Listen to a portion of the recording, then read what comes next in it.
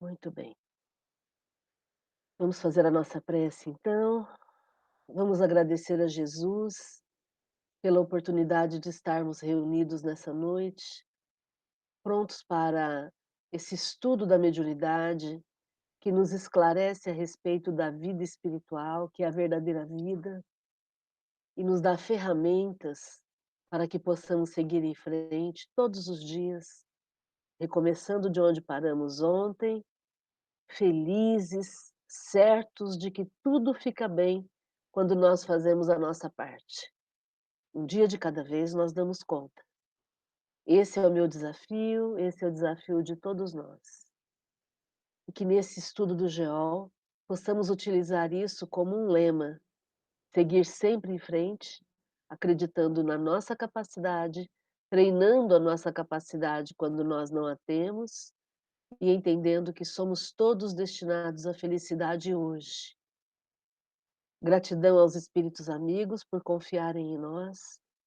Gratidão aos nossos mentores espirituais pela vida, pela oportunidade, e que possamos seguir aprendendo, crescendo e mudando para melhor todos os dias. Gratidão.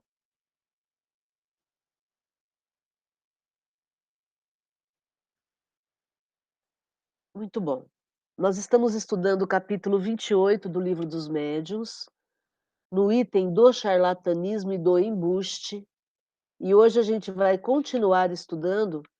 Vamos seguir a partir do 306, o item 306. Alguém quer começar lendo para a gente poder dar andamento?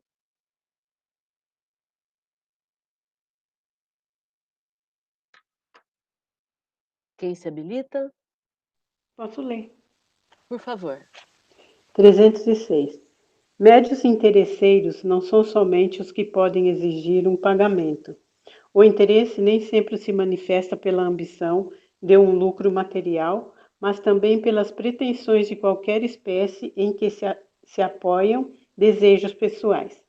Essa é também uma fraqueza de que os espíritos brincalhões sabem servir-se muito bem, aproveitando-a com habilidade e astúcia notáveis, embalando em enganos e ilusões os que caem sob sua dependência. Em resumo, a faculdade mediúnica é concedida para a prática do bem, e os bons espíritos se afastam de quem pretender transformá-la em meio para alcançar qualquer coisa contrária aos desígnios da providência. O egoísmo é a chaga da sociedade. Os espíritos bons a combatem. Não se pode supor que queiram ajudá-la. Não, vou ler de novo.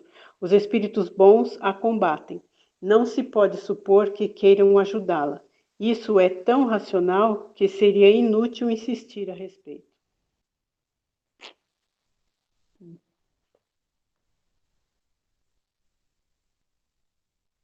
Você quer explicar para a gente, Maria de Fátima? Eu não li na anterior, mas está falando, pelo que eu entendi aqui, é que médios interesseiros não é aquele só por falta por pagamento, não é aquele que recebe. E muitos médios interesseiros que estão a fim de eles querem, como falar, a pompa, né, a fama, isso também é um interesse. E tudo que foge à prática do bem, que os espíritos, a mediunidade, ela vem para isso, para a gente praticar o bem, né? E tudo que foge a essa lei do bem, a esse propósito, é armadilha para espíritos brincalhões, né? Que acabam zombando daquele que ele sabe que está interessado em alguma coisa além, né? Além não, alguma coisa que não seja o propósito efetivo, né, da mediunidade. Então, acho que é isso, né? Não é só o pagamento que é uma espécie de interesse. A pompa, a fama também é, né? Tudo que foge ao bem é uma embuste, né, para espíritos brincalhões. Foi isso que eu entendi.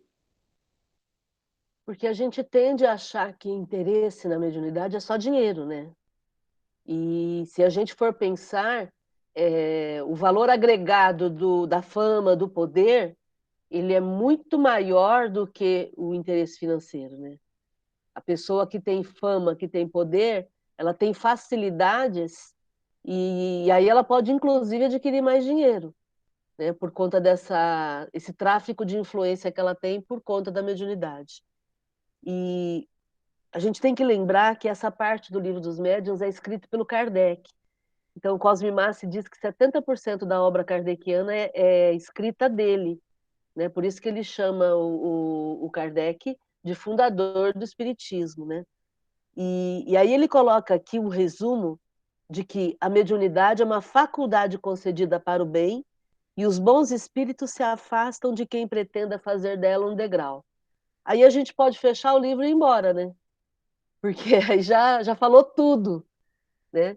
Todo aquele que use a mediunidade, que não seja para o bem comum, para o bem coletivo, e todo aquele que use a mediunidade para se promover financeiramente, em termos de fama, em qualquer outra área, essa pessoa está perdendo a existência. Por quê? Tem pessoas, por exemplo, que não têm fama, não têm dinheiro com a mediunidade, mas elas têm o respeito da sociedade em que ela vive. Então as pessoas temem ela, as pessoas têm medo do que ela vê, do que ela ouve dos espíritos. Então isso também é um exercício ilegal da mediunidade, vamos dizer assim, porque isso não vai fazer bem nenhum para quem está sentindo esse medo. Aí a gente diz assim, ah, mas quem sentiu medo foi o outro, eu sou médium, eu não estou promovendo esse medo, é ele que está com medo de mim. Sim, mas muitas vezes a gente promove através da nossa atitude. Por exemplo, quando eu não corrijo, quando eu vejo alguém com medo da minha mediunidade, porque eu vou descobrir coisas que são segredos, e aí eu estimulo isso em vez de chegar para a pessoa e dizer, não, não é assim que funciona, fique em paz, tá tudo certo. Até porque se a gente for por esse caminho, como nós estamos cercados por médiums, fica bem complicado viver, né? E aí, gente? E a experiência de vocês com relação a esse assunto?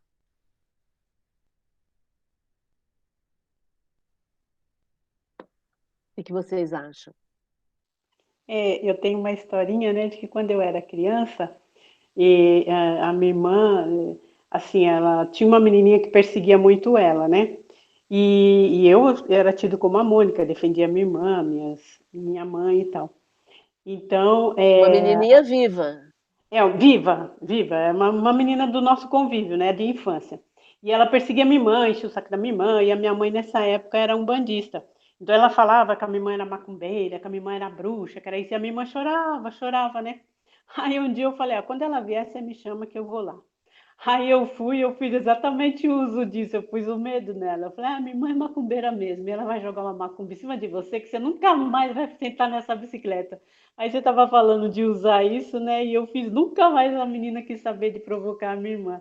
É um uso errado, né? Embora eu era criança, mas você tendo consciência, tem muita gente que tem consciência disso e usa isso, médios, né? Usando, trazendo para o hoje, para o adulto, e isso gera um certo medo, né, na pessoa, e a pessoa não quer nem chegar perto. Nossa, eu não mexo com fulana, que fulana né? Então eu lembrei disso agora e realmente a pessoa fica com medo. A menina ficou com medo, nunca mais apareceu encher o saco da minha irmã.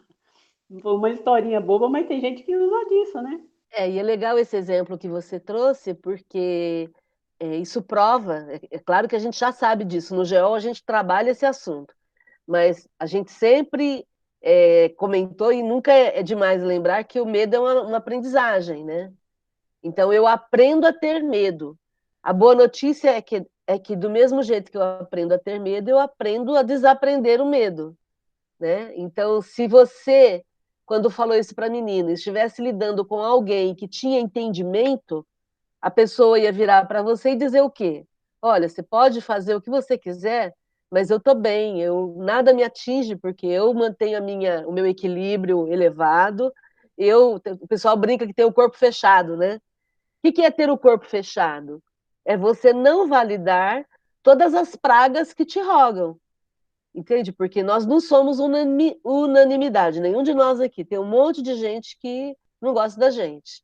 E quando as pessoas desejam o nosso mal, é importante que a gente tenha essa imunidade emocional e espiritual para se defender e para dizer, ok, você tem o direito de sentir isso, de me emitir isso, e eu tenho todo o direito de me proteger com um escudo protetor, e eu não vou aceitar esse presente. E devolvo para você, e está tudo certo. Entendeu? Eu me lembrei agora de um exemplo que a gente já falou no GEOL, da dona Maria Modesto Cravo, que está no livro.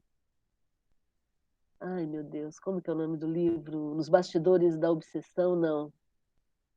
Do Inácio Ferreira, um psiquiatra lá de Uberaba. A dona Maria Modesto Cravo era católica, fervorosa, frequentadora de ter cadeira cativa na primeira fileira da igreja. E aí ela tinha mediunidade, foi para o hospício da cidade, onde o doutor Inácio era médico, e aí ela chegou com a queixa de que ela tinha um transtorno mental e estava ficando louca, né? Porque ela via espíritos, ela conversava com os espíritos. E naquela época, né, há muitos anos atrás, isso era comum, ser considerado louco. E aí então ela parou de frequentar a igreja e começou a frequentar o centro por entendimento de que ela precisava educar a mediunidade dela. E aí assim fez e parou de frequentar a igreja. E uma amiga não aceitou isso. Ficou indignada com essa postura dela e começou a agredi-la verbalmente, até o ponto em que um dia ela mandou um vaso de porcelana inglesa lindo para Maria Modesto no dia do aniversário dela de presente. E quando a dona Maria abriu, estava cheio de fezes humanas dentro. E no recadinho estava assim: segue o seu presente e dentro dele o que você merece. E a dona Maria Modesto aceitou o presente, pegou as fezes, e aí no dia do aniversário da amiga, ela devolveu o vaso lavado, cheio de flores. E aí com um bilhete assim: estou devolvendo o presente que eu não mereço. O conteúdo do vaso eu coloquei numa haste de roseira e estou te devolvendo o resultado agora. Então é isso. Você pode até ser agredido, mas você não precisa nem aceitar a agressão e nem assimilar aquilo que a pessoa te faz. É o mesmo processo com relação a rogar praga ou fazer um trabalho ou qualquer outra coisa, né? Por isso é tão importante a gente ter em foco que a mediunidade é para o uso do bem coletivo e não para o uso próprio, né? Comentário, gente.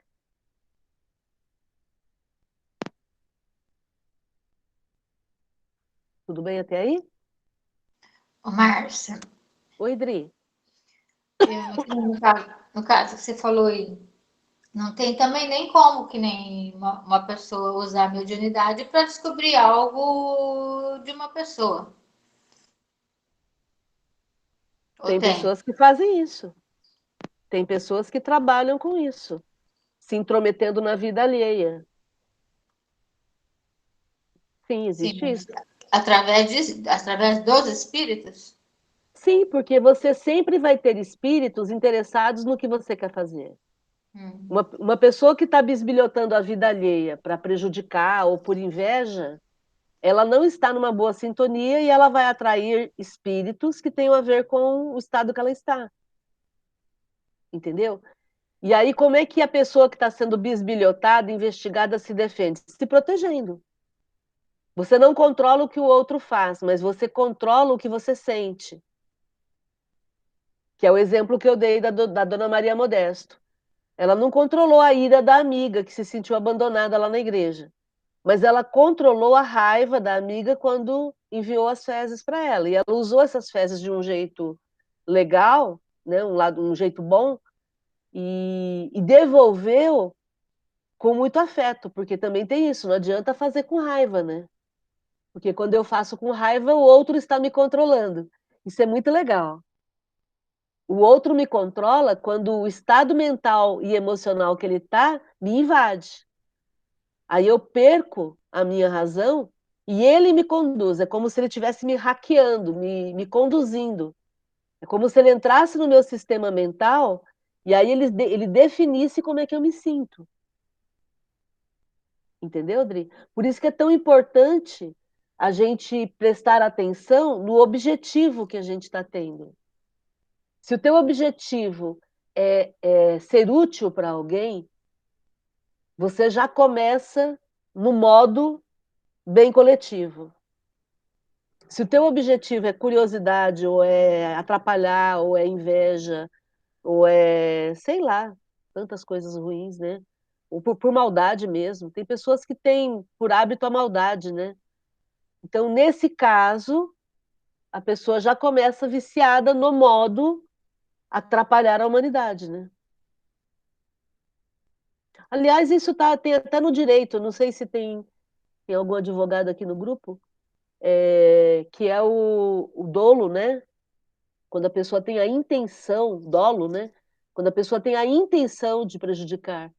O crime ele tem outra interpretação quando a pessoa premeditou, quando a pessoa teve intenção de fazer. Então, tudo isso tem a ver com o sentir. Por isso que a gente trabalha tanto essa questão de como é que eu me sinto diante de uma situação, diante de uma pessoa, né? Não sei se ficou alguma dúvida, Adri? Não, não, não. A gente tem que saber agir, amar e para não reverter aquilo que a pessoa quer para nós, e para a gente retornar para ela no amor, né? Se Para a que gente, ela. se a gente começar amando, a gente já pula muitos degraus nessa escada aí, hein? Vamos combinar. Porque o amor ele é incompatível com a indiferença, que é o contrário de amor. Ou você ama, ou você age com indiferença. Ódio não é contrário de amor, hein, gente? Por favor. O ódio é o amor não correspondido. Eu te amo, você não gosta de mim e eu sinto ódio por você. No ódio tem sentimento. Na indiferença não tem sentimento. Então, quando você ama, você tem sentimento. Quando você não ama, você é indiferente. Então, por isso que o amor é tão importante para quebrar qualquer tipo de impedimento, de dificuldade, porque eu sempre falo isso, eu nunca tive ninguém que chegou para mim reclamando e se sente muito amado por fulano ou por cicrano. Nunca. Ah, eu estou aqui porque eu estou muito mal, porque eu sou muito amado. Isso não existe. Não existe. Normalmente é a falta de amor, é a indiferença, é a falta de cuidado, é a falta de atenção. Então, se você já chega amando alguém que está te fazendo um mal, você quebra. Você quebra a pessoa, porque ela está esperando que você reaja do jeito que ela agiu com você. Entendeu? E você vai agir exatamente da forma contrária. Ela te agride e você a ama. Ah, mas aí eu sou tonta. Aí eu sou uma idiota. Porque a pessoa está me machucando e eu continuo ali. Então, o amar não pressupõe conviver. Essa já é a lição 2, né? Lá no GO. Você ama, você respeita a pessoa. Então, eu te amo, eu te respeito, eu não concordo com você nem com o que você fez, e exatamente por isso eu não convivo. Então, amar te dá o direito de não precisar conviver. Porque se eu preciso conviver, estou forçada, estou obrigada. Se eu amo e sigo. Como Jesus fez. Jesus amava, onde ele ia, ele amava. Mas ele não convivia, e ele amava e respeitava, mas ele não convivia. Ele foi fazendo, ele não esperava ninguém, né? Jesus não ficava ali esperando as pessoas. Ele amava e ia em frente. Fica esse convite para a gente aqui. Perguntas?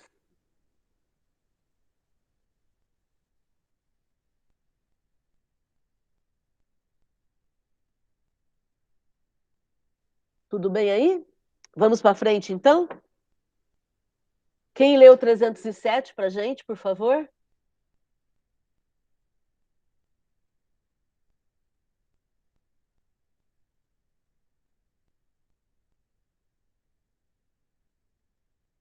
Eu leio. Eu leio uma. Adriana, pode ler então, depois eu leio.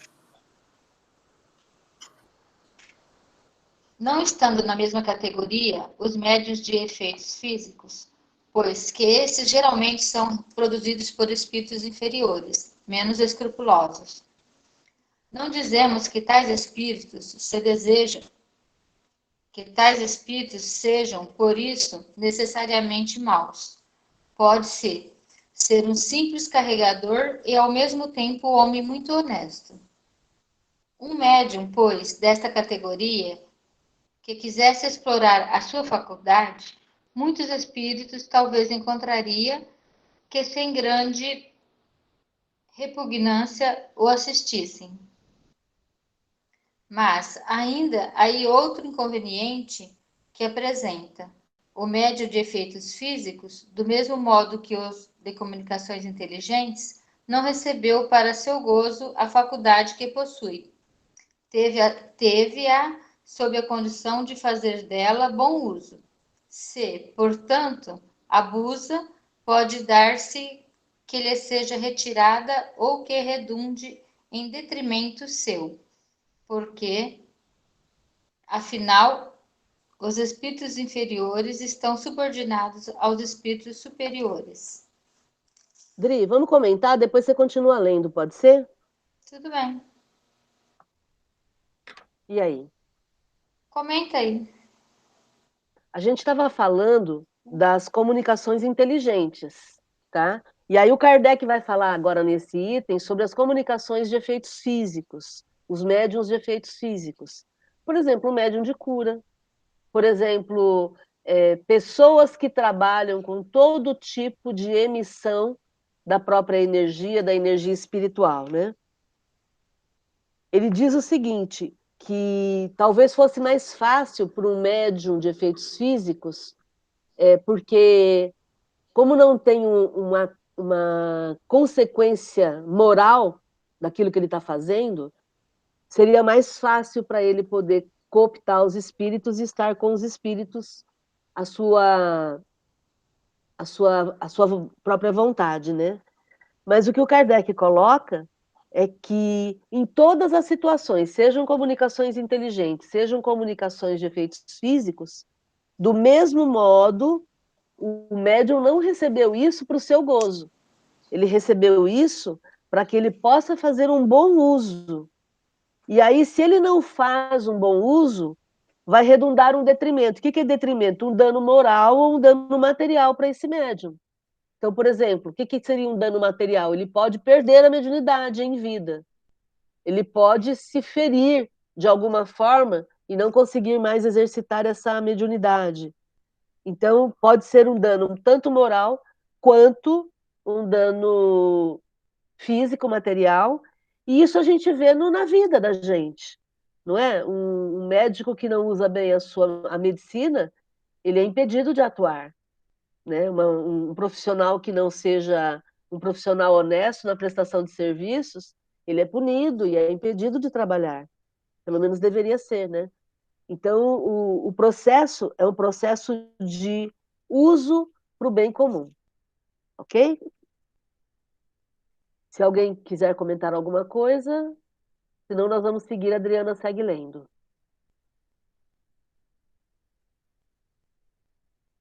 Vamos lá, Adri.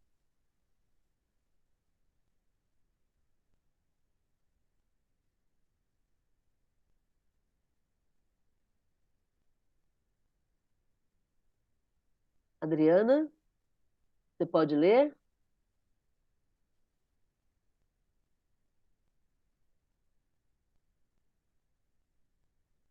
Jorge, continua então aí, por favor.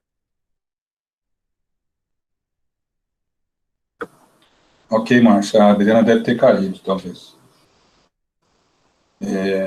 Aqueles que gostam muito de mistificar, porém, não de ser mistificados.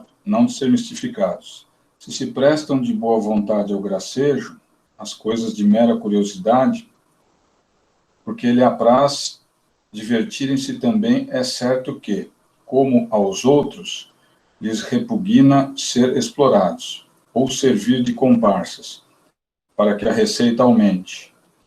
E a todo instante provam que têm vontade própria, que agem quando e como bem lhes parece, donde resulta que o médium de efeitos físicos ainda menos certeza pode ter da regularidade das manifestações do que o médium escrevente.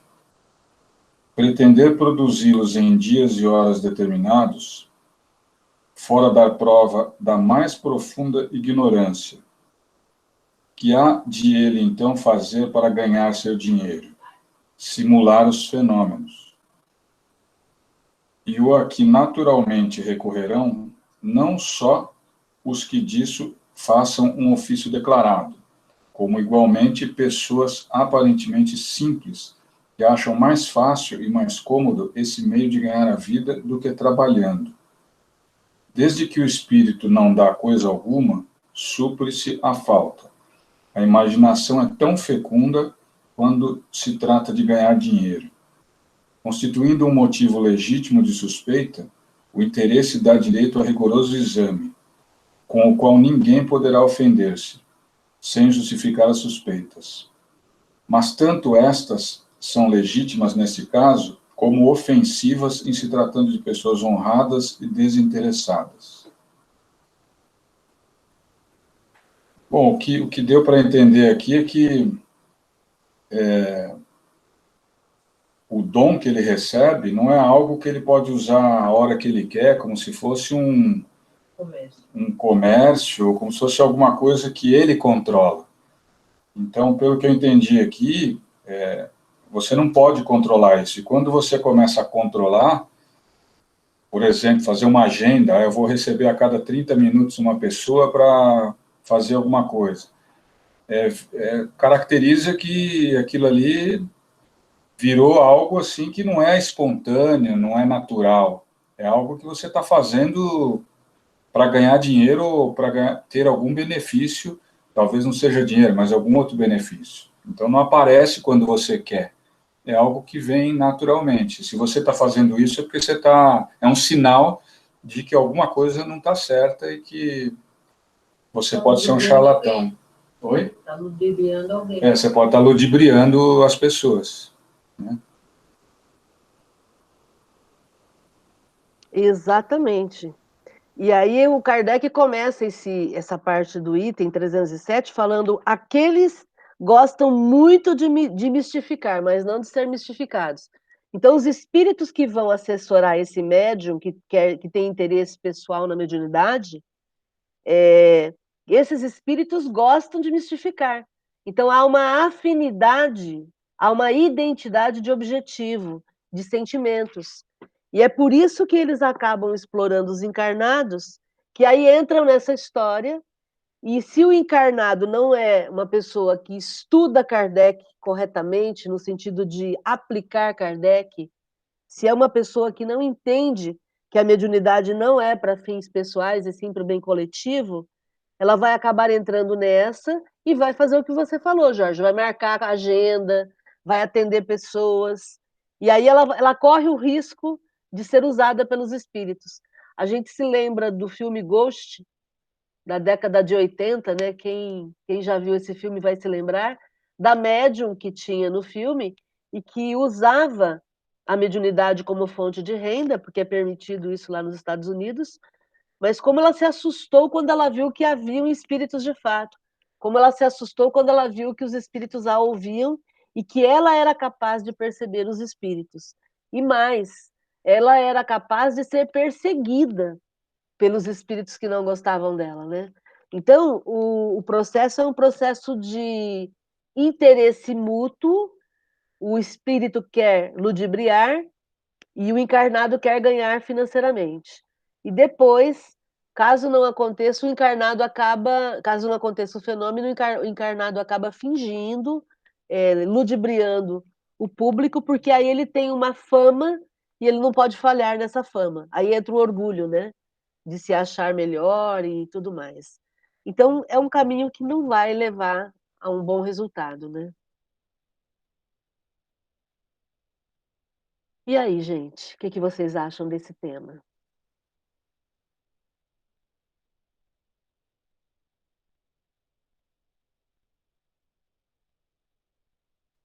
Tudo bem até aí para vocês? Vamos em frente, então? Quem leu 308 para a gente?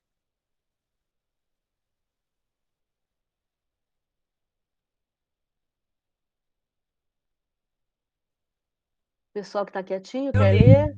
Ok, Lídia. Então tá. 308. A faculdade mediúnica, mesmo restrita às manifestações físicas, não foi dada ao homem para ostentá-la. Nos teatros de feira, e quem quer que pretenda ter as suas ordens, os espíritos, para exibir em público, está no caso de ser, com justiça, suspeitado de charlatanismo ou de mais ou menos hábil prestidigitação. Assim se entenda todas as vezes que apareçam anúncios de pretendidas sessões de espiritismo ou de espiritualismo, a tanto por cabeça, lembrem-se todos do direito que compram ao entrar. De tudo o que precede, concluímos que o mais absoluto desinteresse é a melhor garantia contra o charlatanismo. Se ele nem sempre assegura a excelência das comunicações inteligentes, priva, contudo, os maus espíritos de um poderoso meio de ação e fecha a boca a certos retratores. Bom, aqui que eu entendi, a faculdade mediúnica, mesmo restrita às manifestações físicas, não foi dada ao homem para ostentá-las. É que a faculdade mediúnica não foi dada ao homem assim para o homem querer aparecer, querer ser o que não é, querer fazer uso daquilo, se engrandecer, né? Então, ele fica, ostenta, para ostentar, né? E porque isso aí não é para ser feito em teatro, em feira, isso aí é uma coisa muito séria que as pessoas precisam pensar quando tem essa mediunidade, né? Não é para apresentar para o público, né? Não. No sentido de ter ganho. Sim, e quem quer que pretenda ter as suas ordens, os espíritos, para exibir ao público, está no caso de ser com justiça suspeitado de charlatanismo.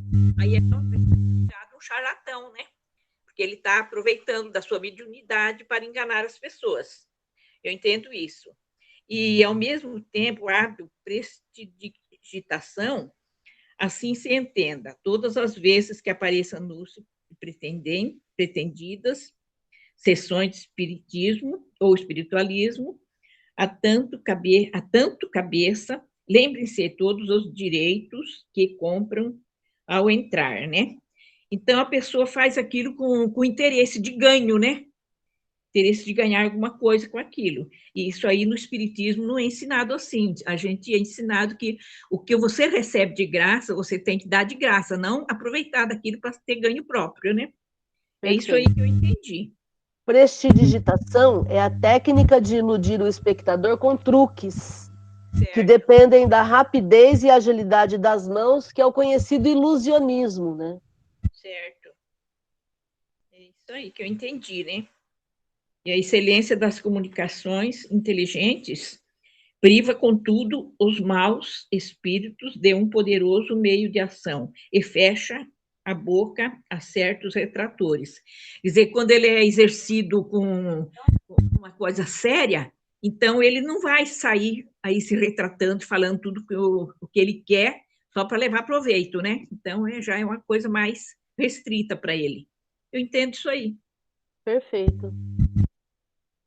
Gente, como tem, né, pessoas que tiram proveito da mediunidade para terem fama.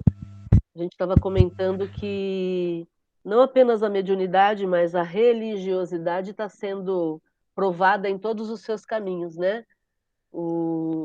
Estamos está vindo a público, né? Os médiuns famosos que acabam fazendo atitudes que não condizem com o que aprenderam no Evangelho de Jesus, né? Os padres, os pastores. Então, eu tenho brincado que não está sobrando pedra sobre pedra, porque, na verdade, não é para cultivar pedra, né? É para cultivar o amar, né? O amar, o amor, Porque quando você ama, você não precisa da fama, você não precisa da projeção social, você não precisa do dinheiro, você simplesmente ama onde você estiver, do jeito que você estiver, como dizia a Madre Teresa de Calcutá, né, que ela sabe que aquilo que ela faz é uma gota no oceano, mas o oceano seria menor se ela não tivesse essa gota. Então, cada um de nós fazendo a nossa gota para contribuirmos nesse mundo totalmente desorientado em que a gente vive, né? Comentário, gente. Vamos conversar um pouquinho. Vou abrir aqui para vocês falarem.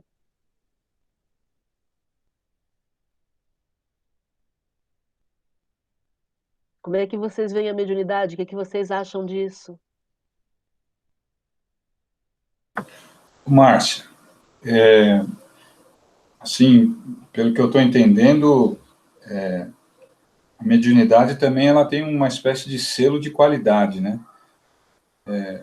Alguns usam isso da maneira correta, da maneira íntegra, e outros que têm até o mesmo dom se aproveitam desse dom e usam de maneira incorreta.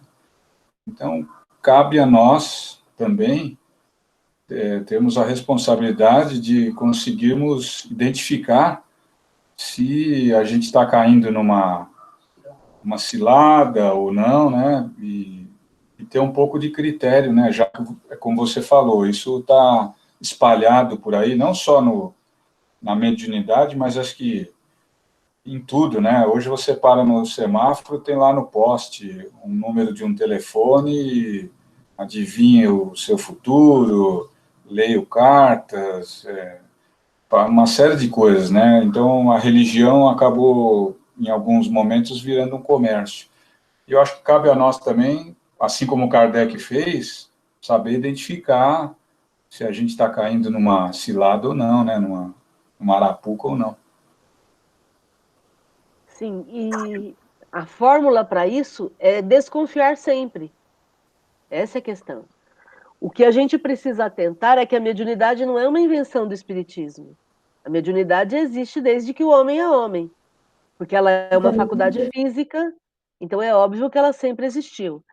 E o espiritismo veio explicar o que é a mediunidade, veio explicar como é que funciona o ato do uso da mediunidade, né? E aí, dentro disso, a gente vai ter que pesquisar sempre. Por quê? Porque não tem como. A todo momento a gente pode ser enganado, sim, né? Como a internet. Desculpa. Como a internet. A internet ela é maravilhosa, ela abre portas. Olha nós aqui agora conversando por conta da internet. Porém, a internet tem um lado que é negativo, né? E aí, se a gente não tomar os devidos cuidados, a gente acaba sendo enganado. É o mesmo processo com relação à mediunidade. O interessante é saber que a mediunidade não é do espiritismo, todos os seres têm um grau de mediunidade. E outra questão, se tem antena para captar, que é o médium, vai ter espírito para emitir o sinal. Então, sempre vai ter médiums e espíritos juntos.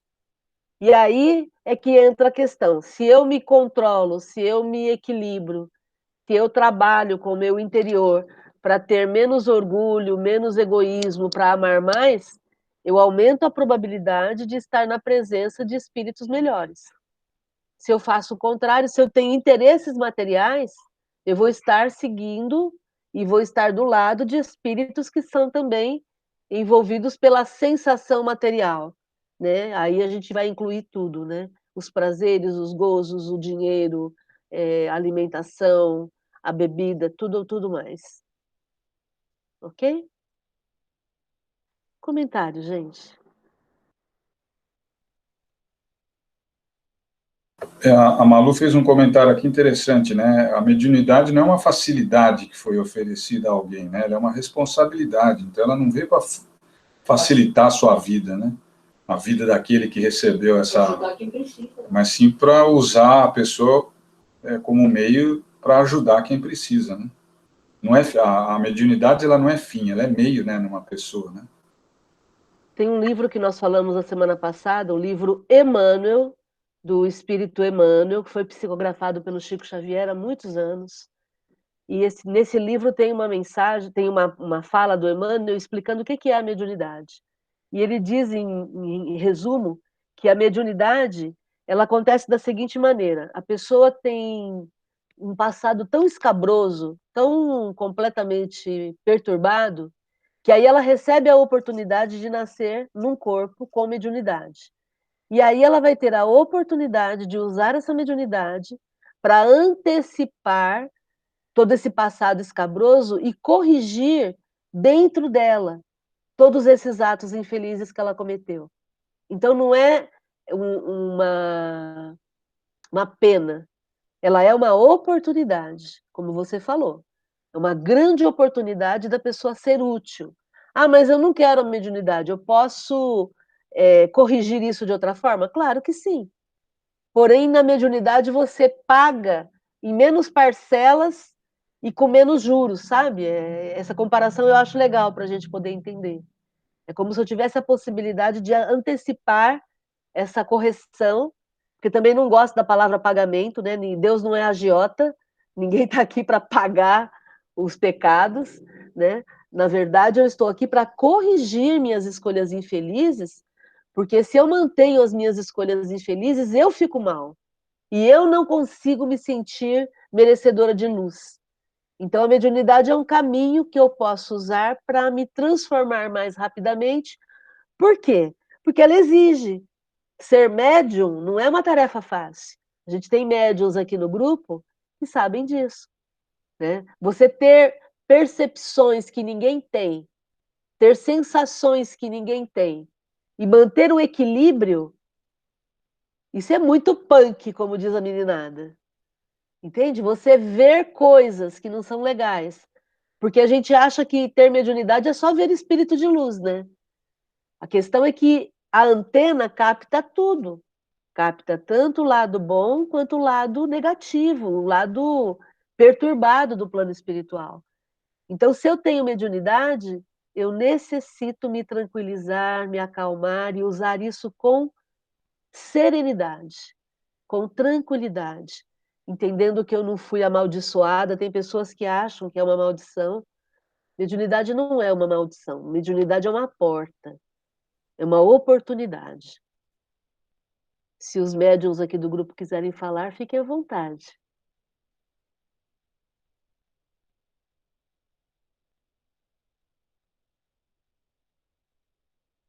E o Márcio, quando eu frequentava lá o Rogério Vilar, né, vocês eram pequenas ainda. Aí então eu via os médiums falando, dando, assim, recebendo, né? Então eu falava assim, puxa vida, por que que os médiums recebem e eu não recebo nada? Eu pensava, né? Eu queria também ser médium, queria receber espírito, queria ter essa oportunidade. Eu me achava assim que era uma glória para mim aquilo lá.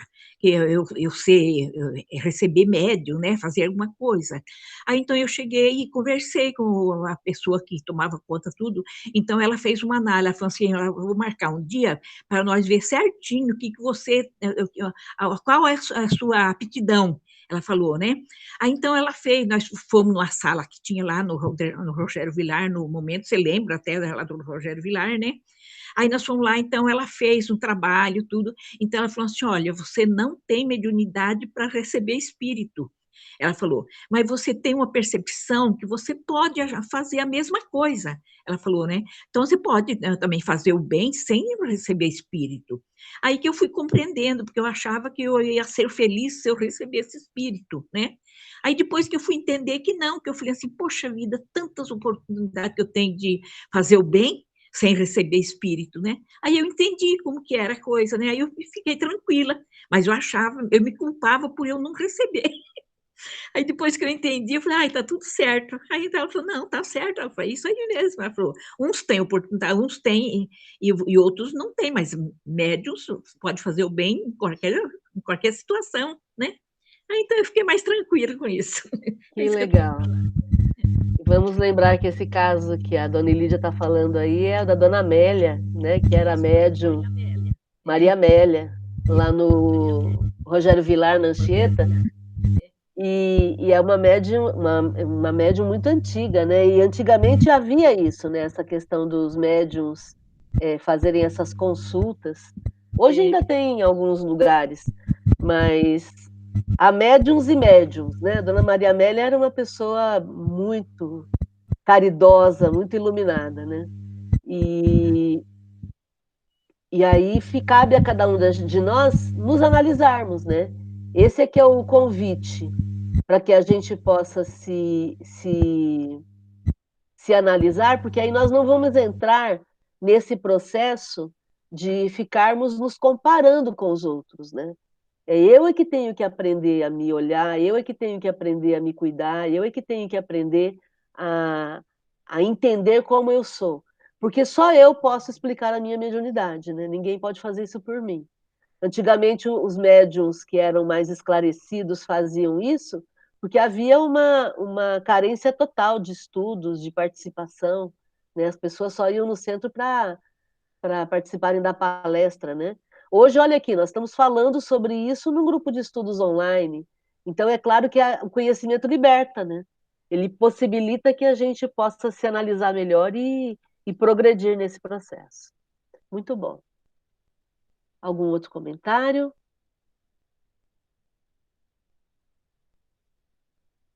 Então, vamos seguir em frente.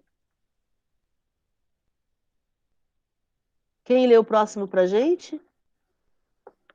308? Não, 309, né?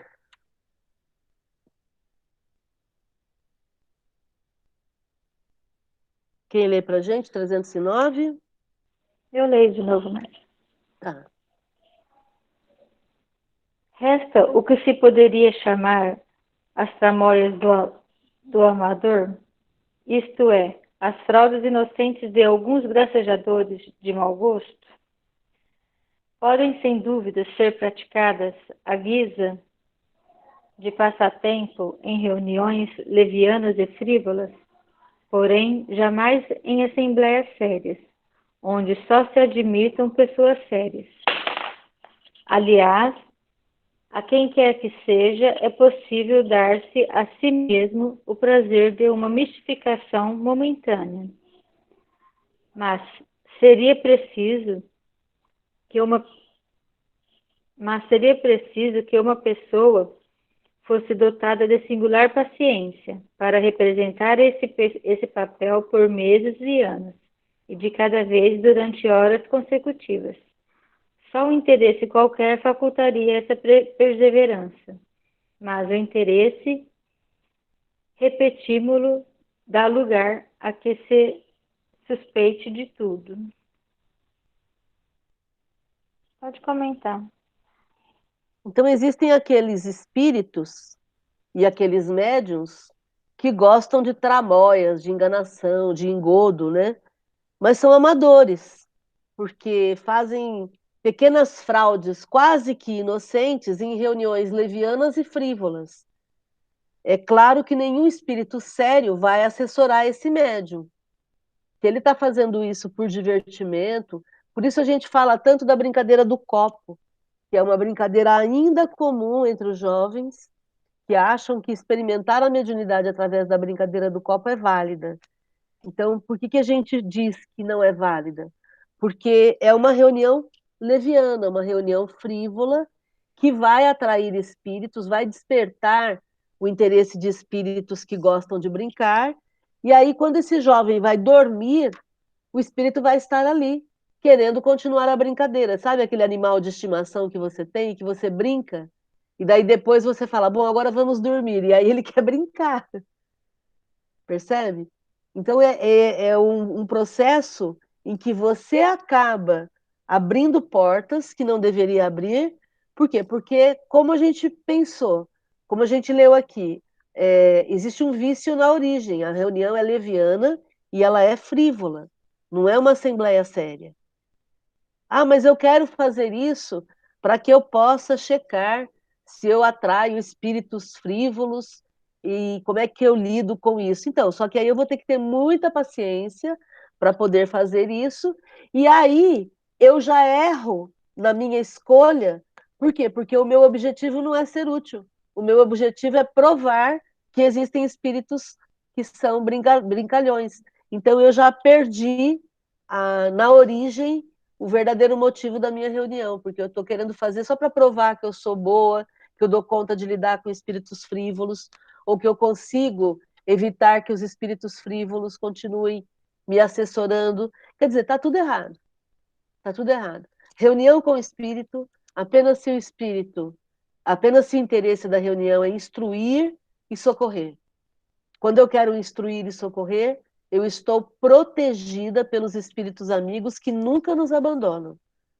Quando eu tenho qualquer outro motivo, que seja de interesse pessoal, ou de interesse para provar que eu sou uma pessoa boa, uma pessoa que sabe lidar com os espíritos, já perdi. Já comecei errado.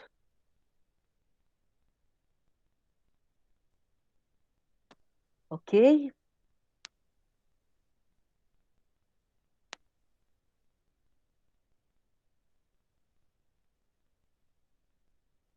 Tudo bem até aí, gente? Vamos continuar? 310? Quem lê pra gente hoje?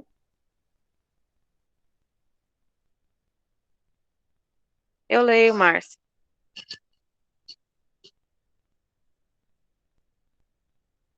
Dirão. Tá ouvindo? Sim. Dirão talvez que um médium que dá seu tempo ao público no interesse da causa não o pode dar por nada, porque ele precisa viver. Mas é no interesse da causa ou no seu interesse que se dá. Não é porque nisso entrevê um negócio lucrativo? Sempre se achará pessoas dedicadas a esse preço. E só haverá essa indústria à sua disposição? Não devemos esquecer que os espíritos, seja qual for sua superioridade ou inferioridade, são as almas dos mortos, e quando a moral e a religião fazem um dever respeitar seus restos, a obrigação de respeitar seus espíritos não é maior ainda? Que diriam de alguém que tirasse um corpo do túmulo e o exibisse por dinheiro? Porque esse corpo seria, de natureza, a despertar a curiosidade? É menos desrespeitoso exibir o espírito que o corpo, sob o pretexto de que é curioso ver um espírito agir? Note bem que o preço dos lugares será em razão dos truques que poderá fazer e dos atrativos do espetáculo. Certo, em vida, ele foi comediante. Só não pensava que, depois da morte, acharia um diretor que o faria trabalhar de graça em seu proveito. É necessário não esquecer que as manifestações físicas, tanto quanto as inteligentes, não são permitidas por Deus, senão por nossa instrução. Pode comentar, Márcia. Aí é aquele tapa, né? Pá! Por quê? Muitas pessoas falam isso. Ah, mas o médium, ele fica o tempo todo à disposição dos espíritos, ele dá consulta, ele atende os necessitados, ele vive dentro do centro espírita. Então, e quem é que disse que isso está certo? Se nós estamos numa vida física, material, nós necessitamos do sustento físico, material. Eu preciso ter uma atividade que possa me gerar recursos financeiros para que eu consiga me sustentar, me prover. E se eu uso a mediunidade como fonte de provimentos, isso significa que eu estou encontrando na mediunidade algo fácil, algo rápido, algo simples. Eu só me esqueci que aquilo que eu recebo de graça, eu tenho que dar de graça, né? Como está lá na recomendação no Evangelho. Então, eu não tenho o direito de explorar financeiramente os espíritos. Por quê? Porque é o que ele coloca, se coloquem no lugar do espírito, que depois de desencarnado está sendo explorado financeiramente por alguém que está aqui, como se fosse uma peça de teatro onde ele atua e o diretor recebe, né? E aí, por fim, o Kardec coloca que as manifestações, tanto físicas quanto as inteligentes, elas só acontecem porque Deus as permite para a nossa instrução. Então, esse lidar com os espíritos faz com que a gente aprenda, se instrua no quanto nós não temos valor, o quanto que nós não podemos dar valor para as coisas da matéria, nos ensina o quanto que nós podemos ser úteis às pessoas, né? Porque um espírito que desencarna, e mesmo desencarnado, continua orientando os encarnados, isso significa que ele está despendendo um tempo dele para orientar aqueles que ficaram. Isso é abnegação, isso é compaixão, isso é empatia, é cuidado com o outro.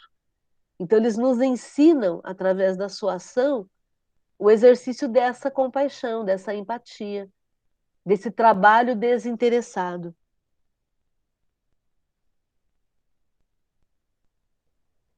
E aí? Comentários. Jorge, põe essa médium aí para falar. Ela fica falando e você fica interpretando. Ela está aqui comentando comigo, mas fala aí. É que eu acho que, assim, que o fato de ter esses médios que a gente sabe, tipo o Chico, que já fizeram um favor ajudando a gente, né, auxiliando, e hoje, depois de desencarnado, eles continuam prestando esse serviço à população, o quanto isso é importante faz a gente querer seguir o caminho deles, entende? Quanto esse exemplo é válido, entende? Não precisa de mais nada, basta ver como ele se dedicou e o quanto ele ainda se dedica e ele não segue. Ele poderia pular um estágio, digamos, né? Seguir pelo próprio bem dele. Não, ele fica dedicando a gente, a todos nós. Então, isso eu acho que é o maior exemplo que a gente pode ter de amor. Sim. E vamos lembrar que tanto o Chico quanto o Divaldo foram funcionários públicos, o Divaldo na Bahia, o Chico em Minas Gerais, o Medrado também, José Medrado, funcionário público lá em Salvador. E isso, assim, 3 médiuns que me vêm à mente aqui rapidamente e que tinham empregos fixos e se aposentaram, né? O Medrado eu não sei se já está aposentado, mas o Chico e o Divaldo se aposentaram e recebiam lá a aposentadoria do serviço prestado. Então, nunca viveram da mediunidade. E todos os direitos autorais dos livros que eles editaram foram doados em vida para obras assistenciais, né? Então, todos, absolutamente todos. Eu me lembro do Chico recebendo muitos presentes e doando. A pessoa acabava de doar, ele pegava e já entregava para alguém na fila que estava logo atrás. Porque ele sempre dizia isso: eu tenho só 2 pés, para que eu preciso de mais de um par de sapatos? Né? Então, esse desprendimento, essa falta de interesse material, financeiro, é algo muito legal da gente observar. E aí vamos voltar no exemplo que eu dei agora há pouco, com relação aos médiuns, com relação aos padres, aos pastores. O que a gente encontra? Sempre o poder, a busca pelo poder, a busca pelo dinheiro, né? A busca pela fama, quer dizer, tudo aquilo que a gente está vendo que atrapalha o envolvimento com boas companhias espirituais, né?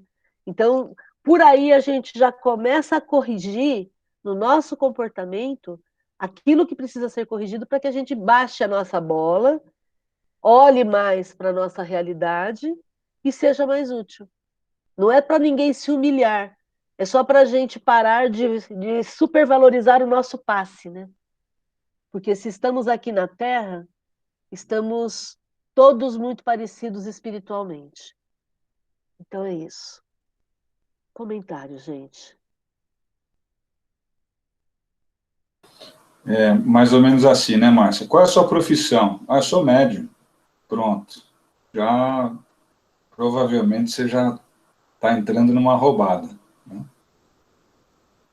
Isso aconteceu comigo, viu, Jorge? Sem citar nomes, eu estava num evento com um médium bastante famoso no meio espírita e estava sentada ao lado dele e perguntei, eu sabia que ele tinha uma profissão, perguntei como é que estava a profissão dele, né? E aí ele me disse que ele tinha fechado o estabelecimento comercial dele porque ele precisava se dedicar à mediunidade. E naquele momento, eu, com todos os meus defeitos, com todas as minhas dificuldades, mas naquele momento esse médium, para mim, no meu entendimento, na minha pequenez, deixou de ter credibilidade. Por quê? Porque está aqui, a gente acabou de ler. Não sou eu que estou falando, é Kardec que ensina. Se tem interesse, acabou. Ah, mas tem uma mediunidade magnífica. Sim, não estou discutindo que não tenha mediunidade. Eu estou discutindo é a assessoria. Quem são os espíritos que estão assessorando? Entende? E eu não tenho nada com a vida dos médiuns, por favor. Eu mal dou conta da minha vida. Porém, eu estou seguindo Kardec. No meu entendimento espírita, eu vou seguir Kardec. E Kardec ensina que tem que haver desinteresse em todas as áreas. Tem que haver desinteresse em todas as áreas. Como o Chico fez, como o Divaldo faz, como outros médiuns fazem. Né? Certo? Mais algum comentário? Fala aí. Oi. Hoje, Márcia, eu li um exemplo, eu já tinha lido sobre um jogador de futebol de um país africano, que o cara perguntou, por que você não compra tantas Ferraris, tantos não sei o quê, bababá? E ele falou, para que eu preciso de tudo isso? Eu moro num país onde eu construí um estádio, eu educo as crianças, eu sustento as famílias daquele país, tantas famílias, eu mando $70 para cada uma ter um pouquinho mais, possa comprar uma comida, alguma coisa. Ele falou, eu ganho muito mais do que eu ter 10 Ferraris, eu nem consigo dirigir uma, imagina 10. Entendeu? Então, eu achei assim, você não precisa ser médium para se dedicar, como a tua mãe falou, aí eu entendi qual era a minha missão, né? Eu não preciso ver um espírito para saber, entende? Para sentir. Você já pode começar aqui, do seu dia a dia. Eu achei tão bonito isso, ele tão humilde, ele veio de um lugar e ele está ajudando todo mundo que ele pode. Mas com uma simplicidade, o jornalista fez a pergunta porque viu que o celular dele era velho e estava quebrado. Ele falou, mas eu consigo ler, eu não preciso de... Então tá aí. Muito, muito lindo, né? Eu vi sobre isso. A gente precisa divulgar mais esses casos para que as pessoas saibam que existem pessoas fazendo isso. E não é só jogador, né? É em todos os sentidos. E também eu não preciso ser milionária para poder fazer. Eu posso fazer dentro das minhas condições, onde eu estou plantada. Um pouquinho, né? Cuidando dos arredores em que eu vivo, mitigando a dor do outro, a necessidade do outro. Que esse é o conceito, né? Eu ouvi de uma pessoa agora na época da pandemia, eu ouvi de uma pessoa que tem muita condição financeira e ela falou assim para mim, doutora, para que tanta bolsa? Para que tantos sapatos? O problema não é ter as bolsas e ter os sapatos, porque ela tem condição financeira, não lesou ninguém, que fantástico, que lindo, parabéns, tem bom gosto, que bom. A questão é que a gente começa a se questionar com relação às nossas reais necessidades, entende? E aí a gente vai entrar num processo de maior cuidado com o consumo, e uma das regras do consumo ecológico é eu me perguntar se eu de fato preciso comprar aquilo. Essa é uma das regras. Por quê? Porque muitas vezes eu não preciso trocar de celular todo ano. Muitas vezes eu não preciso comprar outra bolsa se eu já tenho 2, 3, 4 bolsas. Entende? Então, é esse conceito. Por quê? Porque, como a gente sabe que as possibilidades da Terra são limitadas, quanto menos consumo, mais tempo todo mundo vai poder usufruir. Se todo mundo partir para um consumo desenfreado, a gente vai gastar os recursos da Terra mais rapidamente. Esses dias, a gente atingiu a capacidade de uso dos recursos naturais da Terra nesse ano. Vocês devem ter acompanhado isso. Todo ano, os grupos que trabalham com o meio ambiente fazem uma análise de quanto tempo durante o ano a gente consome os recursos naturais. Já faz uns 20 dias que nós estamos no negativo. Nós estamos consumindo mais do que a Terra dá conta de regenerar. O ano passado, isso aconteceu em maio, junho. Esse ano só aconteceu agora em agosto por conta da paradeira da quarentena. Mas olha só que interessante, quer dizer, a gente conseguiu atrasar um pouco o consumo exagerado por conta da diminuição do consumo. E todo mundo está aqui, todo mundo está bem, todo mundo está vivendo, ninguém está menos porque comprou menos. Entendeu? Então é exatamente isso. Esse exemplo desse jogador merece ser muito divulgado. Muito lindo.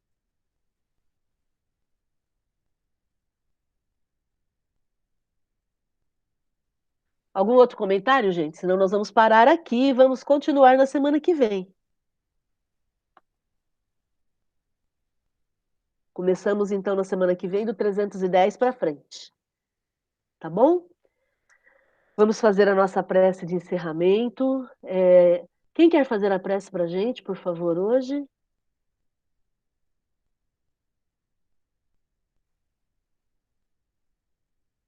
Alguém se habilita? Eu faço, Márcia. Ok, Lídia, por favor.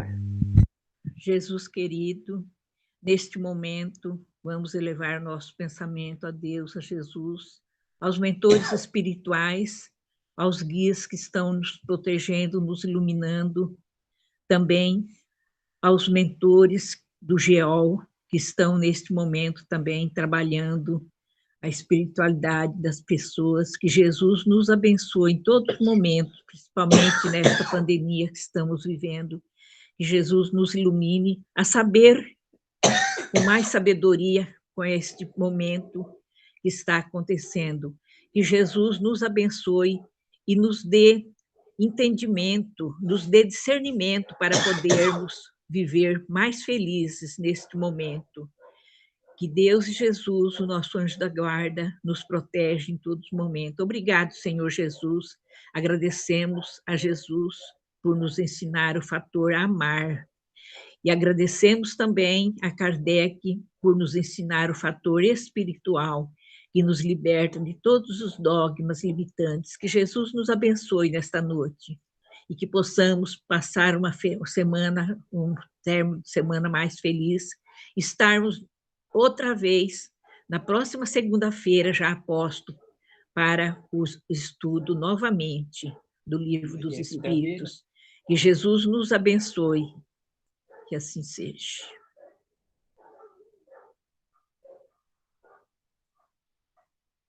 Muito bom.